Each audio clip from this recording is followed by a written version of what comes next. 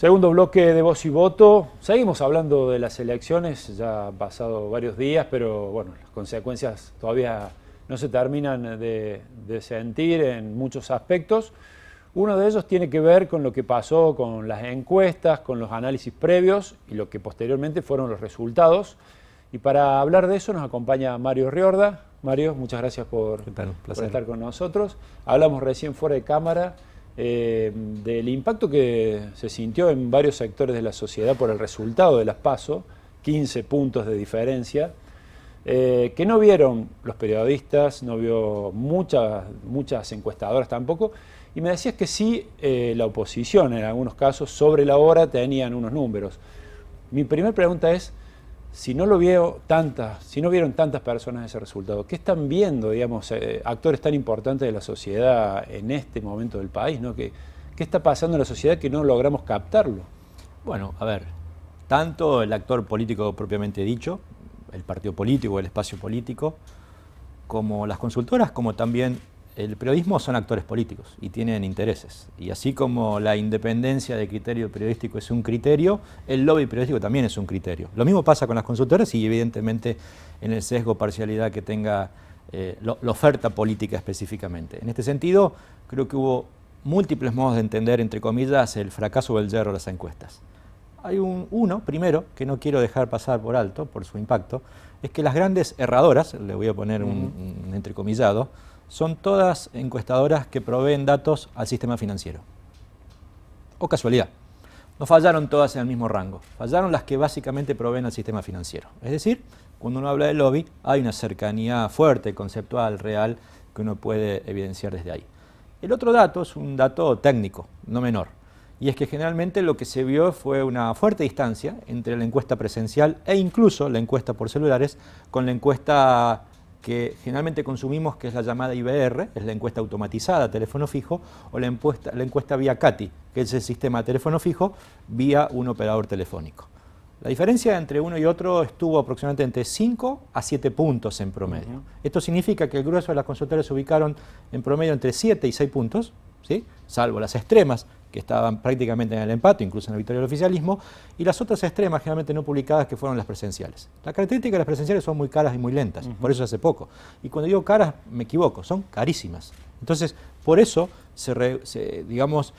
los partidos se rehúsan a ese mecanismo que en gran parte no hizo falta. Ahora, ¿por qué se dio esta diferencia más grande aquí en Argentina en este contexto? Porque una de las características que tuvo el voto, que fue un voto absolutamente clasista. ¿Qué significa un voto clasista?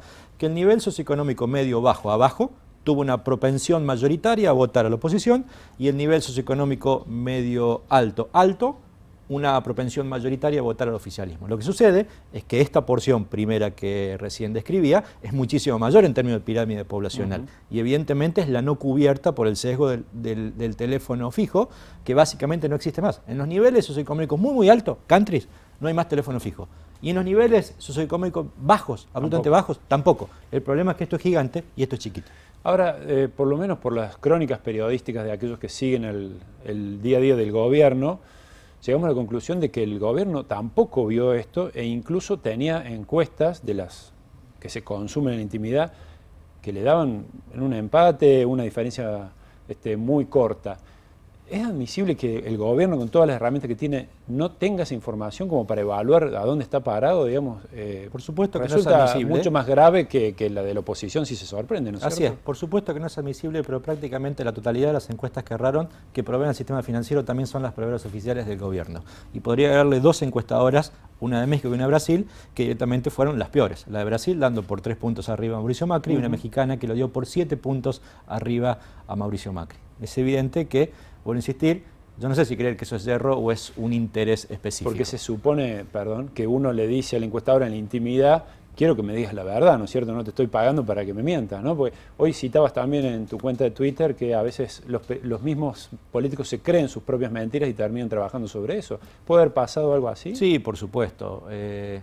Esta frase que le esgrimió en su momento Damián Fernández Pedemonte, especialmente en el discurso, tiene que ver con esta construcción cotidiana, ¿no?, que la política va haciendo tratando de instalar un tema hasta que luego es tanto el uso de eso, uno cree que se convierte en una especie, ¿no?, de autoprofecía cumplida.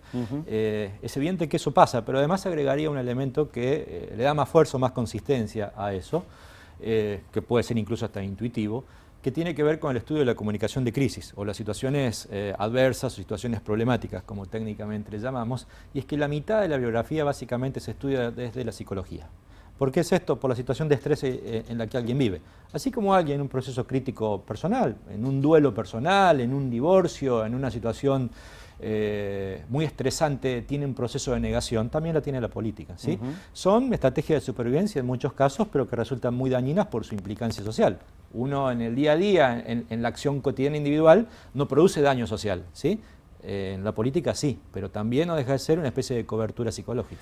Lo que decías me hace acordar a lo que pasó con los cuadernos el año pasado, cuando las encuestas de opinión, hablando de encuestas, decían que el impacto había sido relativo en algunos casos y hasta neutro en otros, sobre todo en las facciones que estaban en contra del gobierno. Finalmente eso parece haberse cumplido, ¿no?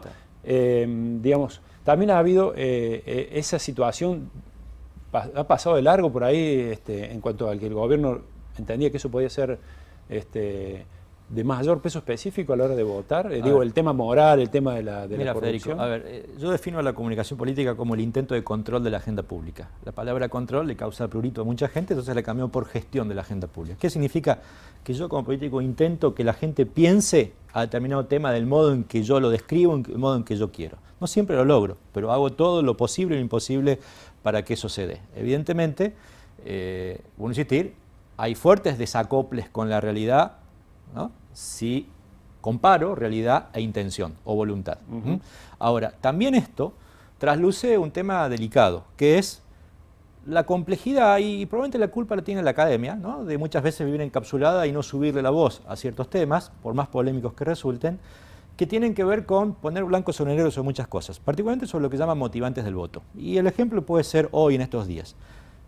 Creo que habrán escuchado el triunfo del voto económico. Y la realidad es que no, por lo mismo que acabas de decir. Tu ejemplo me sirve a la perfección para graficar esto. Cristina Fernández de Kirchner nunca bajó en su potencialidad proyectada como precandidata a presidenta de 40 puntos. 38, 39, 41, da lo mismo, ahí es un valor en el más menos, ¿sí? ¿Qué hay ahí? Un voto claramente ideológico. Jamás el macrismo bajó de 30 puntos, aún cuando el rechazo a la política económica estaba en 80 puntos, significa que había aproximadamente un tercio de su propio voto absolutamente descontento, sí, y sin embargo se mantenía. ¿Qué hay ahí? Un voto ideológico. Por lo tanto, la composición del voto tiene un componente económico, tiene un componente ideológico, tiene un componente clasista, por lo que antes decía, tiene un componente de lo que se llama voto retrospectivo, que es la calidad de tu gestión. Algunas veces uno toma más dimensión pública, pero nunca es excluyente de otros. Y esta es la complejidad que generalmente la ciencia política o la sociología aporta para decir, no es tan lineal, no hay matemática en ciencia social, ¿no? Hay tendencias y las tendencias eran claras. Tomo eso que decís sobre el tema del voto ideológico y me parece que abre un escenario más complejo todavía, porque estamos hablando de dos posiciones antagónicas muy fuertes, 7,5 millones de personas que votaron a Macri, 11 y pico a Alberto Fernández, que parecen irreconciliables en un punto, ¿no?, que no entienden al otro en su actitud y en su decisión. ¿Cómo ves ese desarrollo a futuro de esas dos porciones del país, ¿no? Siempre hablamos de cuánto nos influye la economía internacional en lo local, y también lo hablo desde el punto de vista ideológico. Si uno mira el mundo en pantallazo rápido, ve que el recrudecimiento ideológico está a la orden del día. Digo, los países no se han vuelto mucho más tolerantes, todo lo contrario. Digo, la exaltación de los prejuicios tiene que ver básicamente con el punto más extremo, ¿no?, los extremos más extremos, siendo redundante, de la visión ideológica. Y baste ver los socios en tensión, como Brasil, y baste ver las últimas elecciones en México, en sentido inverso al de Brasil, y baste ver Norteamérica, baste ver el debate que hay hoy en Europa. Digo, los clivajes ideológicos, las clivajes le llamamos las posturas dicotómicas en torno a temas, literalmente son los que están explicando en una peligrosa simplificación no tan solo el comportamiento político, sino incluso la discursividad del político. Hay un estudio hace poquito que ha salido, realizado por la Universidad de Princeton, la Universidad de Texas, el estudio más grande a nivel mundial, incluso hecho con inteligencia artificial, sobre el discurso, ¿sí? Más de 2.200.000 textos analizados para llegar a... Texto me refiero, puede ser discurso, puede ser una entrevista, puede ser incluso película, películas, texto de periodismo especializado, especialmente toda la cobertura entera en la política de CNN, para llegar a una conclusión. Los discursos son muchísimo más simples hoy que antes. Más simples. Priman más las personas y los hechos antes que las ideas y los argumentos. Yo construyo mi identidad mucho más fácil en la adversariedad, es decir, no digo quién soy, pero sí claramente que no soy vos. Lo que no quiero, ¿sí? lo que no quiero ser. Digamos, Así es. Lo que Y esto evidentemente es una muestra de discursividad, pero que también la propia política va generando una cultura política en donde el ciudadano forma parte o se siente una hinchada, ¿no? El ciudadano es un hincha, y ustedes saben que cuando alguien hincha, muchas veces las pasiones, hinchar me refiero a la hinchada deportiva, las pasiones van más allá de la racionalidad. Y la última con respecto a eso, ¿qué rol van a tener tanto Mauricio Macri en salida ya y Alberto Fernández como próximo presidente potencial, digamos? ¿Qué rol pueden cumplir en ese escenario de tanta confrontación, donde se le está pidiendo que dialoguen, que se sienten a pensar un país y a hacer una transición, o que no guste, ordenada? Yo creo que cuando hay una crisis crónica, generalmente las crisis económicas son crónicas, es cuando se va gestando una bola de nieve, sí, que uno no sabe cuándo empieza una crisis aguda. La crisis aguda es cuando hay un hecho objetivo que te obliga a actuar ya y ahora, sin dilación alguna, ¿sí? Creo que el gobierno y particularmente el propio presidente el día lunes creía que estaba en una crisis crónica cuando sin lugar a dudas estaba en una crisis aguda. Al día martes cambió. Mal o bien, podríamos hablar ahora sobre la comunicación de crisis. Mi punto de vista he sido absolutamente crítico y lo sigo siendo. Incluso hoy mismo también con los anuncios, más allá de ciertas virtudes que han tenido, y no juzgo la calidad de los anuncios porque no soy economista, porque de verdad no conozco absolutamente nada, sino de la perspectiva de la comunicación de crisis. No han sido buenos. Pero más allá de esto, en su forma, ¿no? Sí, sí. Pero más allá de esto, daría la sensación que el presidente en una crisis aguda ha entendido que tiene ciertas dosis de pragmatismo que no quería admitirlas el día lunes. Hablando de negación, es un ejercicio de negación. Y que hoy sí, que se convierte en noticia central. De hecho, cuando entraba aquí a La Voz del Interior, veía el titular ahí, diálogo entre Alberto Fernández y Mauricio Macri. Exactamente.